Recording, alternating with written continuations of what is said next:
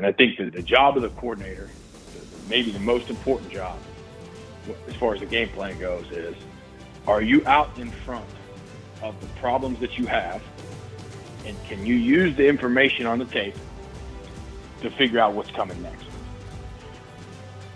On today's podcast, we talked to a coach who definitely has put in his time and paid his dues as he's climbed the ranks from high school all the way to professional football. A lot of stops along the way, as well as a lot of experience that he's gained. And we're excited to have him here on the podcast today, the defensive coordinator of the Michigan Panthers, Dan Carrel. Dan, it's great to have you here. I appreciate it, Keith. It's great to be here. So, Coach, as I mentioned, man, a lot of stops along the way. You've really put in your time, but, you know, in looking at your bio and the places you've been and the time you spent probably being poor, that you've been really committed to this, that this is definitely something that's a passion for you and something that you're all in on. So talk to us a little bit, though, about why you became a coach. You know, what has driven you through times where it's not always easy to be year after year, you know, working as a graduate assistant or intern or all those things along the way. So what's driven you? Well, you know, I think I became a coach. I started off in this profession just because I didn't want to leave. I didn't want to be done with football. I got done playing, a pretty average career, below average career for a D2 player, but I think I wasn't ready to leave the locker room. You know, there's that time at the end of your career, and you go clean it out for the last time, and you're walking out of there, and it's like, what's next? And like, I wasn't ready to leave. And I think you started in this thing, and truthfully, it was about me. Like, I got started in it, and it was about me and me not being ready to be done with football. But certainly over the years, I stayed in it, and it's been about other people. It's been about relationships with the players, relationships with other coaches, and just the camaraderie and the team you get, you know, being a coach. And, you know, I always tell people that the synopsis is I got in it, it was about me, and it was selfish reasons to get involved. And then it was, I think, hopefully selfless reasons and relationships as to why I've stayed involved over the years and stayed as a coach and continued on this. And certainly I would be remiss and maybe in trouble if I didn't mention the fact that, you know, my wife supported me through this whole thing. And at times when it didn't seem great or, you know, all the moves and all the things, and she's always been right there as a trooper and supporting me and pushing me to do more. So, you know, I appreciate her and other people in my life like that have kind of kept it going. Well, and being able to keep it going along the way, you're certainly absorbing a lot, you're learning a lot, regardless of the positions you're in. So as you look back, you know, especially towards the beginning, who were some of those mentors for you in the game and teaching you all the different aspects of coaching? And what were some of the important lessons you learned that are part of who you are today? I really believe I've tried to learn a lot from a lot of different people. I don't know how many people would consider me a mentee, but you know, I've had so many great coaches I've had a chance to work for. It's really just the wealth of knowledge I've gotten out of this profession already has been more than enough compensation. But, you know, I got to Ohio State, and it was my first, you know, I had been a strength intern in South Carolina. I'd coached D2 football, I'd coached high school football. And I got to Ohio State basically as an intern, as a volunteer, working with the offensive line. Never really worked on offense before. Hadn't really played offense since high school. I worked for Ed Wariner. And, you know, I always say this. I say, Ed Wariner, I don't coach offense, but he taught me how to be a coach, how to prepare people, how to, you know, what type of information they need, how to synthesize information, how to take a 4-hour staff meeting, the offensive staff meeting, and turn it into a 45-minute position meeting. You know, and I think those things are invaluable lessons for coaches. It certainly was for me. And just, you know, I learned how to coach there. And then I left there to be a GA at University of Kentucky. And I know somebody you know obviously really well, DJ Eliot, and then Mark Stoops was in there. And I mean, and Derek Ainsley was our DB coach. He's with the Chargers now. I've been a defense coordinator at Tennessee, and Jimmy Brumbaugh and Craig Knight. I mean, it was just a really, really strong defensive staff at that time. And I know maybe our record didn't always show it, but the lessons in that room from a defensive perspective were unbelievable. So, you know, I feel like Ed Wariner taught me how to coach. Mark Stoops, DJ Eliot, and that Kentucky staff, they taught me what coaching defense. And that's my foundation, I think. You know, I've learned a lot since then, and I've worked for a lot of great coordinators and a lot of great people, but my foundation is learning coaching specifics and how to be a guy who leads a group and prepares men from Ed Wariner, and then learning what defense is and defensive structure and how to, you know, how to install things and coach things from DJ Eliot, from Mark Stoops, and from the guys that were in that staff room there. Yeah, you bring up an important lesson. I don't think we've really talked about it on this podcast. Those meetings can get long, and there's certainly a lot of information shared in staff meetings. And you're right. I mean, everything we do eventually has to be boiled down so it is easily understood and able to be executed by the player. So What were some things you learned from Coach Wariner that in that process, being able to take all that information and then get it to something that's really actionable for your players? Man, you get deep into some of these conversations. You get to be around some coaches that have such a high level of intellect and high level of football. And, I was in that staff room, that offensive staff room, and Tom Herman was the offensive coordinator. And obviously he has documented success as a coordinator and a head coach. And Stan Drayton was in there. He's now head coach at Temple. And there were just some great guys. And I mean, the other GAs are both Power 5 position coaches right now. And I think the biggest thing that Ed Wariner, that I learned from him, was like, what do the players need to know to execute their job to the level that we expect at Ohio State? And if there's something that they don't need to know, don't waste your time, Now, as a coach, you have to really be, because you might think there's something they don't need to know, and then, you don't get that point across, and they don't understand that part, and then it shows up in the game, and like, man, maybe I should have done this better, done that better. But I think he was really good at taking 4 hours, 5 hours, 6 hours, 8 hours worth of notes, and then saying, here's the page and a half that they actually need. This is how we can get our job done. This is what we got to be able to execute. These are the plays. These are the calls. These are the things we can expect to see. And so this is what we need to focus on. So our install tapes, our meeting stuff, our notes, the things that we give the players, this is what it's got to be. And it's got to be focused around these things. And, as the week would go on and we'd make adjustments and whatnot, and he would obviously see things that, this is got to do better here, got to do better here. Okay, actually, you get into the week and you realize, all right, we're going to run this play more. We like how it looks. We're going to run it more than thought. So, okay, now we got to start maybe expanding what we told them about this play, or, how we're going to block plays that have this motion attached to them, things like that. And, it was just coming from a lower level of football with a lot less support staff and a lot less people. It was almost mind blowing for me. I was like, oh my goodness, there's a lot of details to go into this stuff, man. It was not that way when there was, I was one GA at a D2 school and I was coaching a position, and like, you're just trying to, make sure that you got the uniforms at the game, and you get to a place like that and it is a lot different. And that was where I was like, okay, all right, I gotta put my helmet on and bite down on my mouthpiece and figure this stuff out, because it is a little different than what I thought it was going to be. And I'm forever grateful for him and just the patience he had with me at times. Definitely at times, not always, but the patience he had with me to bring me along as a coach. Yeah, I was really interested in what was going on there at Ohio State at that time. And you saw just with what's happening with some injuries and different things, over time, that guys would just step right in and perform, sometimes do better than the guy that they came in for. I think you saw it like this past year. Some of those guys had worked with Urban as well, and we had Brian Hartline on the other day. But obviously, like in the bowl game, there were some guys out, and his next guys were ready to go. And I remember sitting in Urban's first clinic talk he gave after getting the job. I think he only had it like a couple weeks, and he came and talked with the Ohio High School Football Coaches Association. Yeah, and I mean the whole focus was on teaching, and I think he called it like on edge teaching, and really keeping players engaged. And I was just very impressed by it. In fact, I had written some articles and I ended up a guy from the Wall Street Journal called me and interviewed me, and that was in the Wall Street Journal on the day of the Big Ten Championship. So that kind of stuff. Regardless of what you think of Urban, I think, man, that staff really had it honed in on how they were teaching the people in that building. I think that still goes on there today. I mean, there's guys who have been influenced by that are still there. And I think that's what you're saying there as you talked about it. I mean, that's part of, I think, something probably that's been impactful to you as well. The one thing I'll take from that speech, and I remember watching, I actually was not there quite yet, and I remember dreaming about being there. I was coaching D2 football, and I drove up there one time. Everybody's got these stories.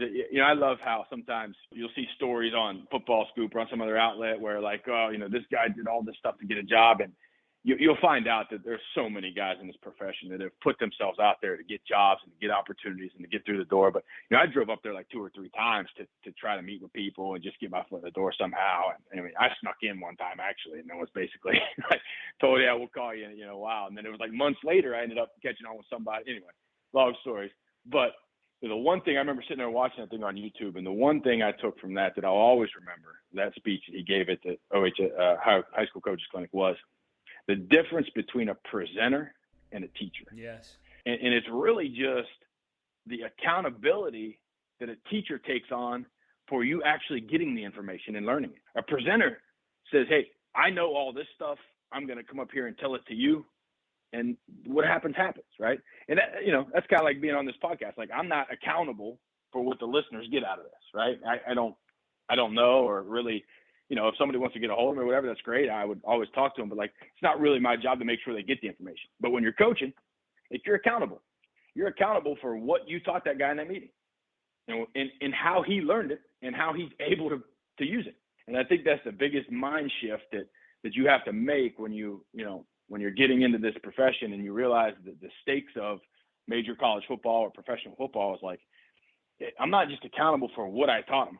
I'm accountable for how they respond to it, how they learned it, how they apply it on the field, and ultimately what it looks like on game day. And I think that's just like that. It's a hard mind shift for some people sometimes. And, at times as people, we want to revert to like, well, this is what I'm coaching and this is what I'm telling them, and we just can't get it done. Well, you're accountable for it getting done. You're not accountable for what you say in the meeting. You're accountable for what it looks like on the field. Yeah. So you got to make up that. And that's what I think that's probably the biggest thing you learned at that place at that time, was just the accountability it takes to be a great coach. Yes. I think some of it, you look at how people come to this profession, and there's quite a few, especially high school level, even college level. Their backgrounds, their degrees are in education. So you do learn to be a teacher. But there's a lot of guys who jump right into it and maybe don't have that background in education. And I think that's something that's important to learn. We had Alex Mirabal, offensive line coach from Miami, on here a couple weeks ago. And I mean, the whole theme of everything he talked about is coaching is teaching, right? And just, I know I shared some ideas in an article this week, and thinking of Dante Scarnecchia from the Patriots, right? 19 years with Bill Belichick, 34 years there overall, over 40 in the NFL. And, he's talking about things he learned over time and emphasizing how important it is the way you set up that meeting room, how important it is the way you engage those different guys and get the feedback, and you understand that they are getting it, right? That you're getting confirmation that these guys got it. And if you don't, guess who that's on? It's not on them. It's on you, because ultimately you're responsible for them. Yeah, that's right. And you're responsible and accountable. And I'll tell you, it's ironic you bring that up, because I would say one of the top, if you asked me to list out like the 10 things that are the most important to me or in coaching, and one of the things that I think about every day in coaching and building practice plans and game plans and meetings is something I learned in college as a teacher, in education, to become a teacher, become a health teacher. And that's backward design. And a lot of people, it's got a lot of different terms, but like start with the end in mind, right? Know where you got to get to, right? And that's what they teach you in college, like about how to build a lesson plan. It's called backward design. Here are the goals and the objectives you have to hit with this lesson. Now from there, how do we walk it back, and how do we get there? How do we get from point A? That's point B. Now walk it back to point A and then teach it from A to B. And I think that's just such a simple concept, and everybody that's listening to this will probably be like, yeah, of course. But like, if you really evaluate how you're teaching things and how you're coaching things, are you really setting exact goals and objectives for what you got to get done, and then walking it back? Mm-hmm. And I think that's such a powerful tool, and it's such a simple thing to get good at. But just like so many things in life, simple is not easy.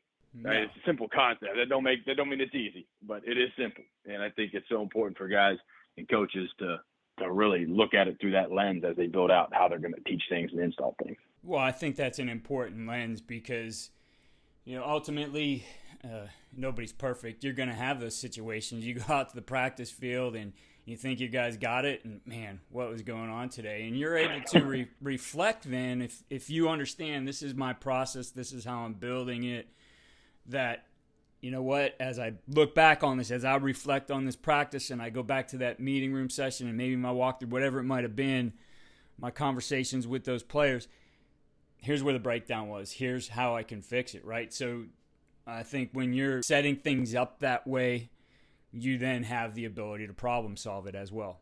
Yeah, that's certainly true. Coach, let's bring the focus in on you a little bit. And, I know you said you've grown in what your mindset was from the beginning. I'm going to do it for me. And, hey, I think for a lot of us, not being able to let go of the game is part of it. Mike Willis, offensive coordinator at Princeton, talked about it the other day, said he had a quarter-life crisis, was sitting in an office trying to figure out what the heck am I doing here, and went back to ball. So, it brings us there, but certainly that doesn't remain our mindset for very long. You can't, or you're not going to survive in this game.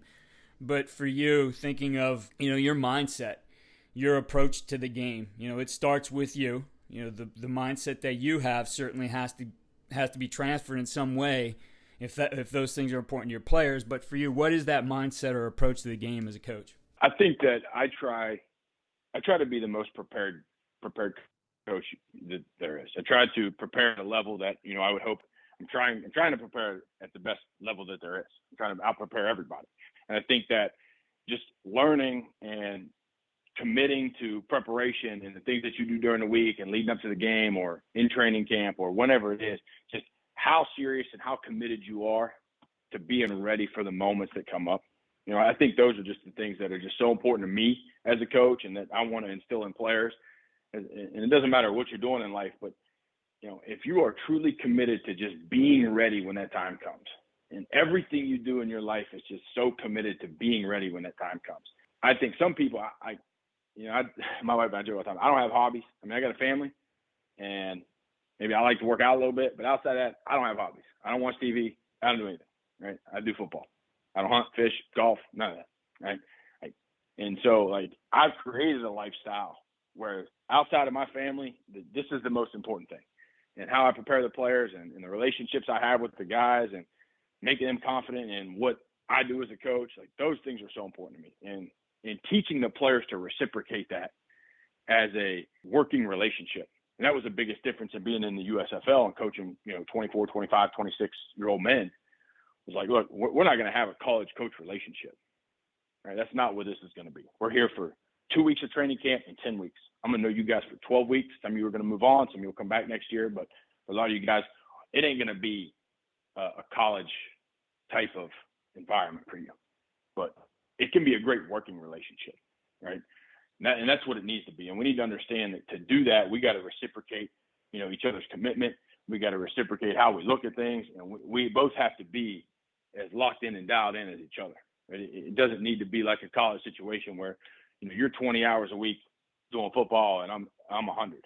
No, I'm going to be 100 hours, 120 maybe, because I was living in a hotel without my family, and you need to be 100 because that's what it's going to take to get our defense where we want it to be. And I just think, I love that sometimes I hear, and look, I don't necessarily judge how people see this, but football, it's just what I do. It's not who I am.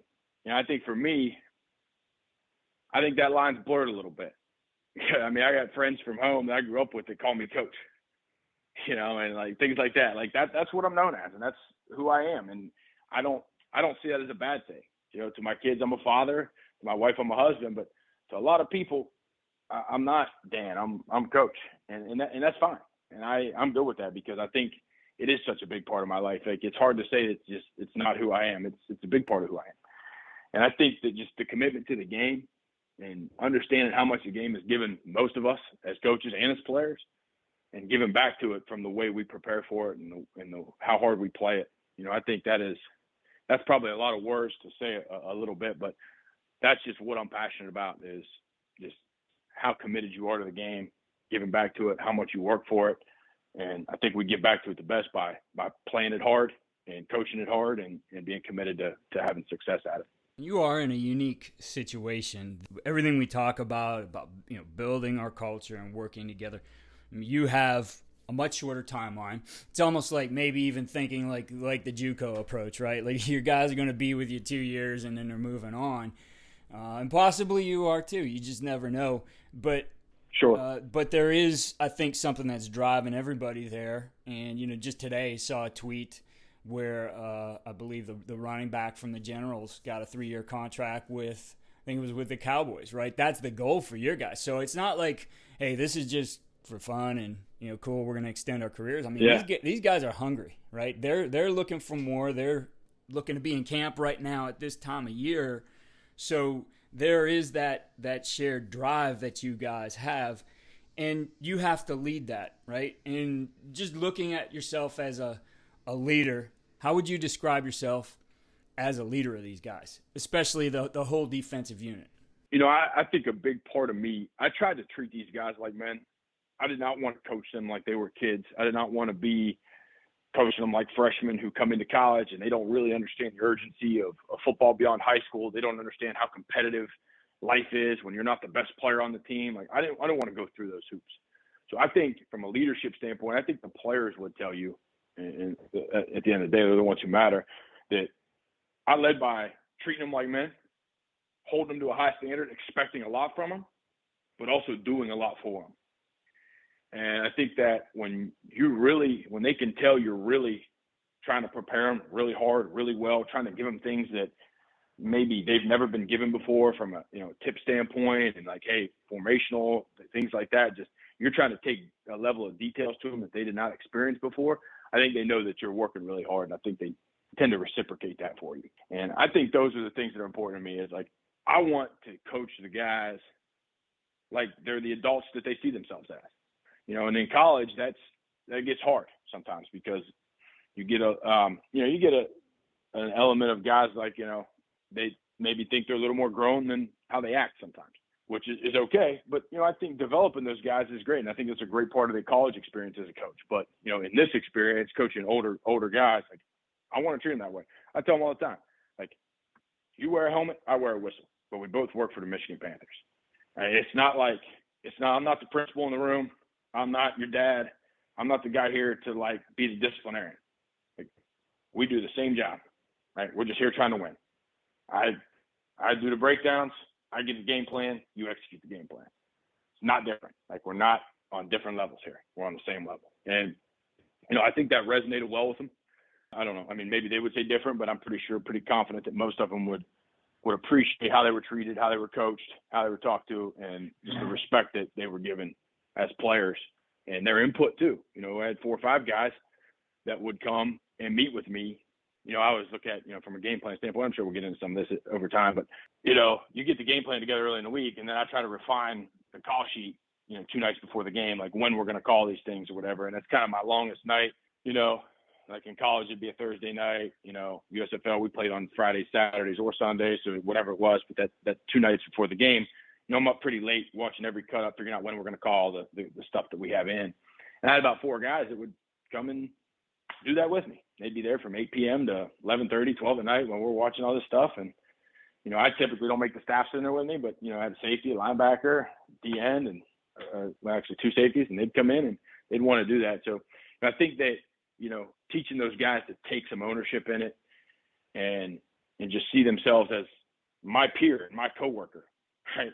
I thought that resonated well with most of our players. Yeah, I love that approach, and I certainly have had those players over time who, I mean, they come by, they know what you're doing, they know what you're working on at certain times of the day, and as the season goes on and they understand your routine, they're just showing up. Like, it's hey, it's my day to put these things together, and they come in, sit down, want to see what's going on, want to sometimes have input into it or ask questions, and I think that's an important part of it, to be able to work with those guys.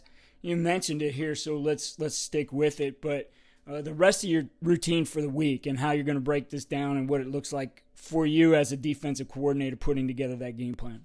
Early in the week, I think it's easier to watch some tape and know what you should be calling. I can watch first, second down cut up, have an idea of where we need to put the guys, based on the scheme that we already have in, what structures we need to be in, what blitzes are going to hit. I think most of us can figure that out pretty quick.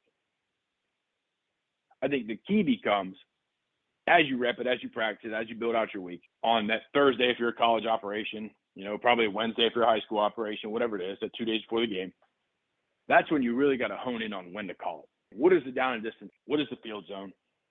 Is there a hash tendency? Is there a score tendency? Go through all those field zones. Anything that you can do or anything you're comfortable with calling from. My call sheets are going to look like there's some D&Ds, There's some field zones, and then within those might be, within those D&Ds might be field zone tendencies as well, right? So like 2nd and 7 in midfield, 40 to 40 might be a certain thing, right? So those little things that you can say, look, man, they launch the ball on every 2nd and long in the middle of the field. All right, so now that's like go back to the calls that are going to be good for that, and let's get them on the call sheet for that situation. I look at it as simply put, and I had this conversation with a friend of mine who was a coordinator the other day, like early in the week, you figure out what you need to call.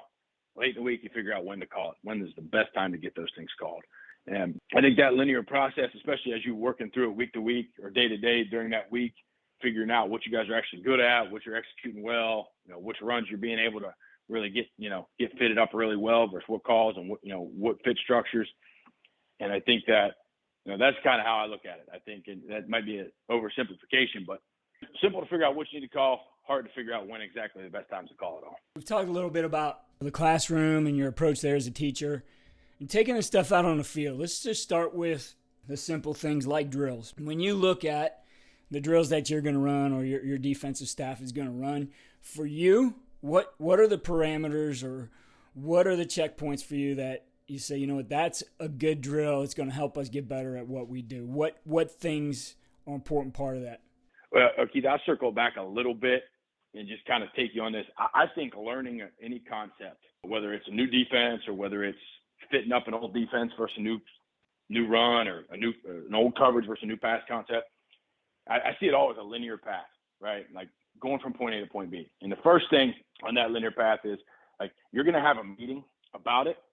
And I want to make sure before that meeting happens that the players know what's going to happen in that meeting, right? So if we're going to install something, I do not want the players to walk in that meeting and that's the first time they heard what's going to be installed, right? So I say like you got to have a pre-meeting, right? Whatever you do, you send something out to the players, whatever, you text them, you call them, you put something up on a drive, whatever you do. And you go through that meeting and you go through those walkthroughs and then you get to your drills, and your drills need to work the specific fundamentals of what you just learned. So if you're going to work some coverage, right, if I'm going to work cover 3 that day and I'm coaching inside linebackers and it's hook drops, my drills, at least somewhere within my drill that day, from an individual drill standpoint, it's got to hit those fundamentals.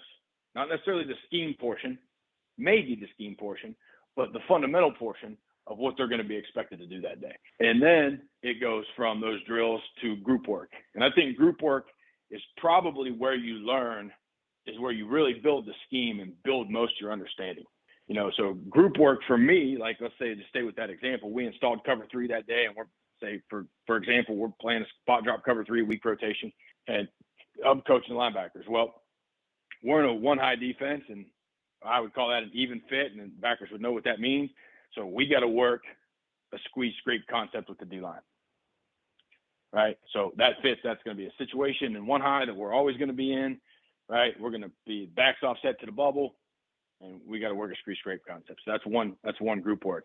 And then we had, whether it's 7 on or whether it's half line or whether it's just matching routes versus with the DBs, and we got to work that together.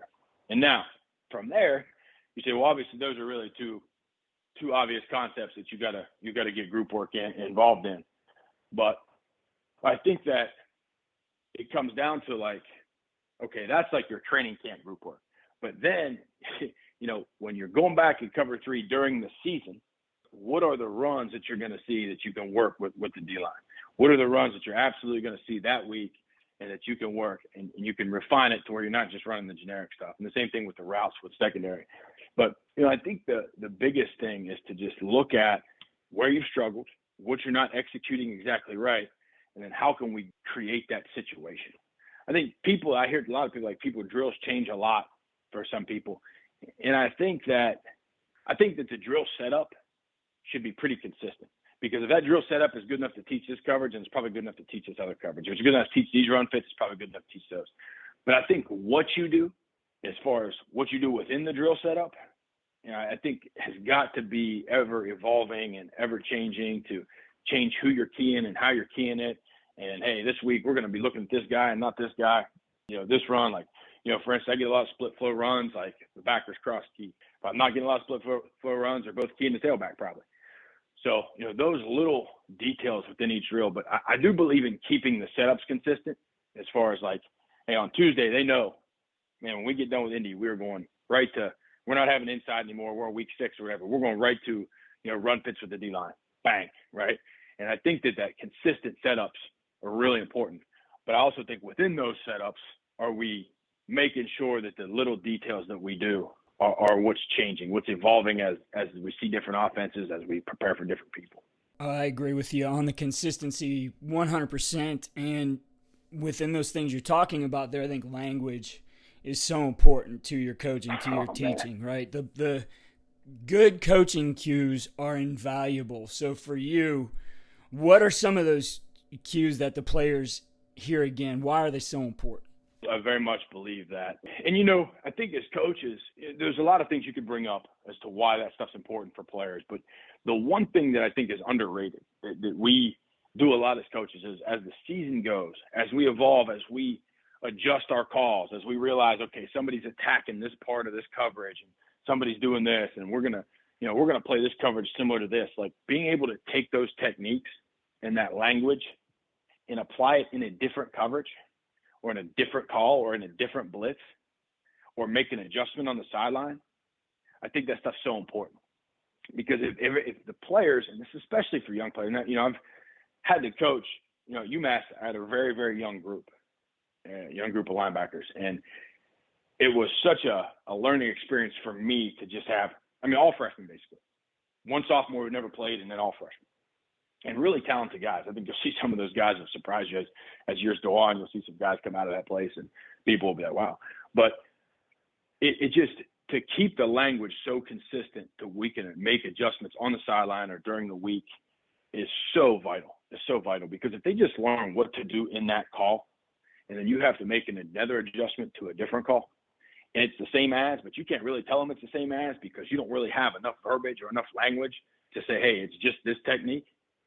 I've been in that situation, and it is it's not good, right? It's not where you want to be. So, when you keep that language consistent and you have different techniques and you really, it gets laborious sometimes to map out all these different blitzes. I know for example, we were an odd team and we ran a lot of sims and a lot of blitzes. So we talked about a trace, a gut, and a crash blitz. And it's really, a trace was you blitz the tackle's face. If he's down, you're off his butt. If he's out, you go to the A gut was the exact same thing off the guard, and a crash was the exact same thing off the center. And, at times coaches would kind of be like, well, why do you have to have so many verbs for this language? Why can't you just tell them it's this off this? I'm like, that seems to me and you as coaches sitting in the staff room that would be very beneficial just to have one word for that. But I got a 17-year-old and an 18-year-old starting at linebacker. It ain't really that simple for those guys. I wish it were. I would have one word and we would ride. But we're going to adjust these things in the middle of a game, and I'm going to tell him, hey, you're just running this, but now off this guy after he practiced it one way all week. And it just wasn't as effective. It wasn't nearly as descriptive as those guys needed it to be at the time. So I think that being able to be flexible, building out that language and building out, words and terms that are very consistent, I think is just so important. And, I think, especially teaching young guys, like as the younger they are, and I learned this, in the USFL, I had one safety who had been in 5 different NFL camps. He had questions for me that you would have, or that, if I was calling up some defensive coordinator that I've worked with before and said, hey, we're playing this fire zone concept, and, well, you're doing this, you're doing this, you're doing this. Like, he was like just talking to a coach, and yeah, sure, I could call anything for him. He'd figure it out. Great. But you're coaching 17-year-old, 18-year-old, 19-year-old college players or high school players, like the consistency in language and making them use the same words you use. Right. You cannot use the words. If you're using a different word than me, like, we stop in the meeting. And if you keep doing it, it's going to be a problem, right? But you need to be saying what I say, so we can communicate and you can learn how I learn it, because I'm the one who spent the time figuring out kind of how to learn it, And I think, like you said, it's so important. Yeah, I couldn't agree more. It came up with one of the coaches I interviewed in San Antonio at Texas High School Coaches Association, Darby House. And, his approach to it when he took over the program he's at is we're going to make it as easy as possible for the players, which means it might be a little bit harder for the coaches, right? that you have to learn some certain things, and you put it in place that way. I could think back, one of the biggest compliments I received was sitting in the other room listening to a group of recruits asking one of our players questions about our offense, and his response to the question was, how easy is it to learn your offense? He's like, it's stupid simple. That's exactly what I wanted, right? Like when they think that, right? But it takes the approach, though. Again, you got to build it around them first, instead of thinking, well, I know this, but I've also studied the game for how many years and run it a certain way for how many years, and this guy's coming right into my program. What's going to be the best thing for him to learn it? What, like your terms that are, basically center, guard, tackle, right? With the terms that you have, very easy for them to hook into that and say, oh, that's what this is, right? That framework of teaching that you put in place is so important. Yeah, and it is. And so, it's funny, he might say it's stupid simple, but it is for him. But it took a lot of work for you to build that system out that way, right? Like it wasn't stupid simple for you. No. It might be stupid simple for him, and that's the goal. But he don't understand that the level of work it took to build that out. That's right. And I think that, and I always said, if I ever came into a situation where I was coming into a program as a coordinator, the first thing I would want to do is learn the old playbook before I implement a new one. Because and look, I understand in the heat of game sometimes. I've worked for some guys before that pulled out some play calls from 10 years prior when they were on a different staff with a different playbook, and you're like, wait a minute, what did he just say? Like in the middle of the game, And so I get that there's an element to that, but I think personally I would be much more excited to learn what they called things and generally do that than I would be to give them new verbiage for the same thing if there are crossover calls, Now, you got to look through it and see if it's all going to jive with what you got. But I think it's, I guess I haven't really been in that situation where I've been on a staff where somebody new came in to be the coordinator. But, I know of a lot of people doing that, and then it changed the whole scheme. And, it's just like this from last year. It's just like that. And it's like, well, why don't we just call it that then? The guys already know it. Only one person got to learn something new. So. Yeah, one guy versus 70, right? I mean, I always said, what are we going to do here, when I'd come into those situations? Is it going to be one guy learning this, or am I going to, from a learning standpoint, turn everybody into freshmen again? Right. Yeah, it's not an easy thing, Makes though, sense, right? right? Sometimes it does. That's more work on you. Yeah, it is. And, sometimes, I think there is also the element of well, this is what they called quarters, but we don't play it exactly how they played it. So do we really want to call it the same? Right. They're going to revert back to what they did for 3 years. In the heat of the moment, sure. We call this call. Are they going to do something that they did for 3 years because they associate that with that call? There's reasons, and I get all that. But I think the first thing that you got to do is learn the old playbook and learn the verbiage and see if there's anything that's going to marry up well enough. And maybe there's nothing, or maybe there's everything. But, I wouldn't just dismiss it at, coming in. Right. I agree with that. I think that's a very good piece of advice. We're looking at evaluation, whether that's, what just happened in the game, whether that's in practice, I think is an invaluable part of what you do as a coach. And if you do it the right way, I mean, not only are you making that player better, you're also strengthening the culture because you're enhancing the trust that player has in you. He sees that you got his best interest. And so for you, what's your approach to evaluation, again, whether that's practice or game, and I guess how you might do that as well? Some people grade it, some people just put comments together. What's your approach? I think from a practice standpoint, if you have a structure in place to grade it, that's probably the best thing to do. But I'm not naive to think that that's the way every place can operate just based on what your time constraints are for different things. Because grading it takes longer than watching it and making comments. So I think in fall camp, it's best if you can create an environment where you can grade it because you're going to break camp with a 2 deep. And I think it's very beneficial for players, especially some of those fringe guys that maybe not complete culture guys yet or completely bought in yet. But for you to be able to say, this is the reason you're not the starter. Because you graded out at 67% for the fall camp, and this guy graded out at 79, and this was your production, and this was his. And I think to do that and be very clear about that is important. As the season goes and as you're preparing practice and your game plan practices and, your scouting practices, I don't know that that's as important. Right? I think comments and teaching it are probably a little more important. And I don't know that you spend the time on, individual plus minus or whatever your grading system might be. I don't know that that's as important as the season goes. But I do think it's important in fall camp. Now, from an evaluation standpoint of practice, I think as a coordinator, you look at it. Now, obviously, you look at position players, and I think that's where you have to rely a lot on your coaches, though, too, is like what players, you're going to see mistakes as a coordinator. I'm not, if you don't tell me the guy did a great job, I might not see it, right? Because I'm looking for the problems. I'm trying to eliminate the problems. I'm trying to eliminate the areas where we're not executing very well. I'm trying to see what are the things that can get us in the game. If guys are doing things really well, maybe like a corner had great footwork and great coverage and the ball didn't go there, I might not. I see the guy covered, I might move on, right? It's just so much time in a day. Right.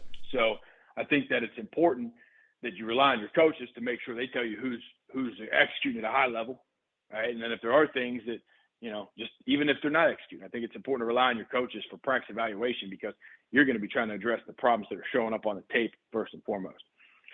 So I think that's important. And then I think from an eval standpoint as a coordinator, what are we practicing? And are we getting the right calls versus the right plays? And it's so critical to me, and I understood that, I think, as a position coach, and you get in the seat full time, and it's like, man, this is harder than you think because, and I'll say this, everybody, I think probably a lot of people at least go through the same mechanics in the beginning of the week where I make the one hit run tape, right? I make this run tape and, it's all the one hit plays and, you're going through it. And man, this counter with this motion is really hard. Man, we got to rep this. And that's on a one-hit tape.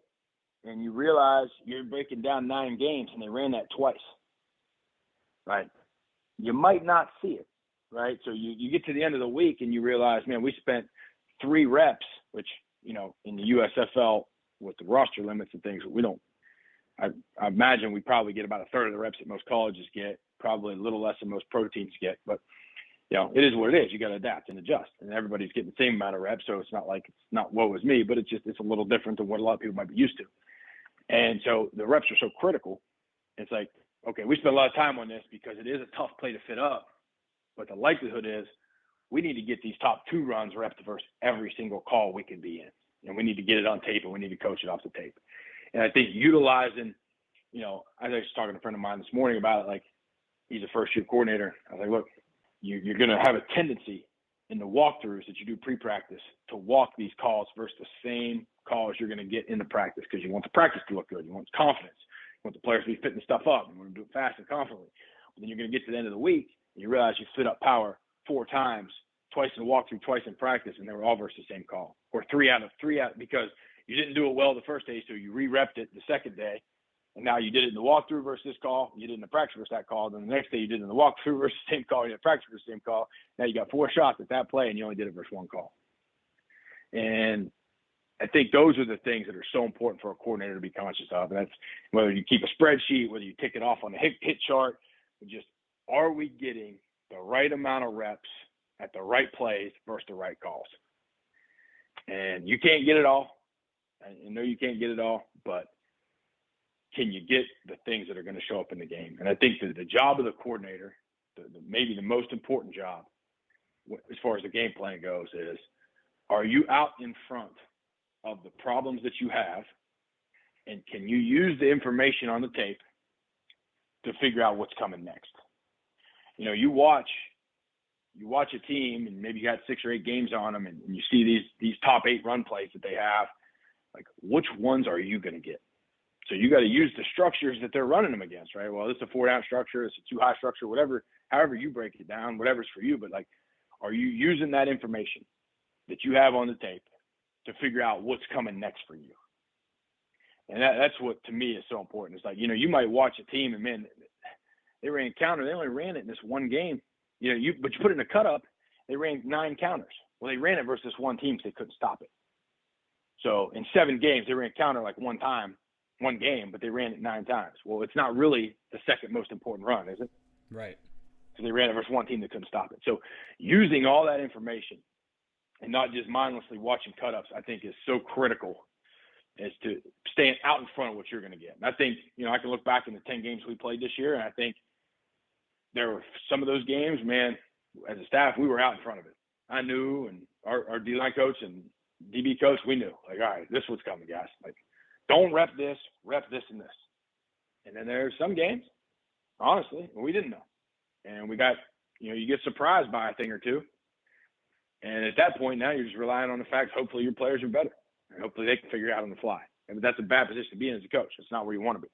I don't want to put the guys out there like, all right, hope you guys figure something out that I didn't see coming. Like, not where you want to be.